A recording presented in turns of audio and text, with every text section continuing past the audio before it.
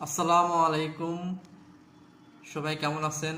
আজকে আপনাদেরকে তিনটা টিপস শেখাবো, যে তিনটা টিপস অবলম্বন করলে আপনি মাত্র 10 দিনে 1000কে সাবস্ক্রাইবার কমপ্লিট করতে পারবেন।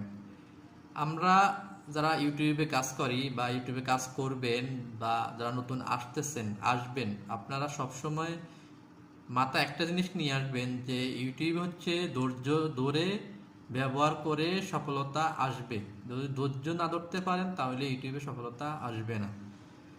সর্বপ্রথম আমাদের যে কাজটা করতে হবে, যে আমাদের সাবস্ক্রাইবার বাড়ানোর জন্য শর্ট ভিডিও আপলোড করতে হবে। প্রতিদিন অন্তত 3 থেকে 4টা শর্ট ভিডিও আপলোড করার চেষ্টা করবেন, কারণ শর্ট ভিডিও সবচেয়ে বেশি গ্রো করে এবং সবচেয়ে বেশি ভাইরাল হওয়ার আশঙ্কা থাকে। এবং একটা ভিডিও যখন আপনার ভাইরাল হবে তখন অটোই সাবস্ক্রাইবার আসবে।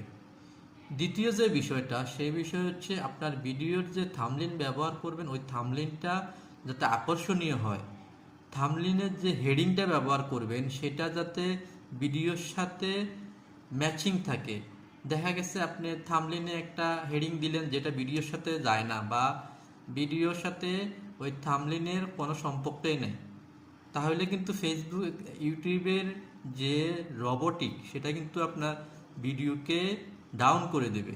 অতএব ফেসবুকের ভিডিও রিলেটিভ থাম্বনেইল দিতে হবে।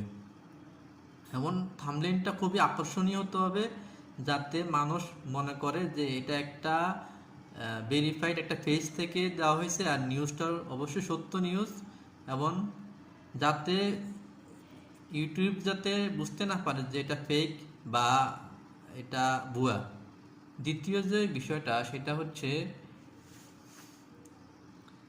সবসময় যে জিনিসটা চেষ্টা করবেন যে ইউটিউবে ভিডিও ডাউনলোড দেওয়ার আগে যে আপনার ভিডিও হেডিং যেটা দিচ্ছেন, যে হেডিংটা যাতে আকর্ষণীয় হয়, বা মানুষ একটা ভিডিও, যেমন একটা ভিডিও সে সার্চ করলো যে কিভাবে 1000কে সাবস্ক্রাইবার বাড়ানো যায়, এবং আরেকজনে সার্চ করলো যে কিভাবে কেমনে 1000কে সাবস্ক্রাইবার বাড়ানো যায়। এখন দর্শক কিভাবে সার্চ করে, কোন ভিডিও কিভাবে সার্চ করে দেখে, সেইটা বিবেচনা করে আপনাকে ভিডিও হেডিং দিতে হবে।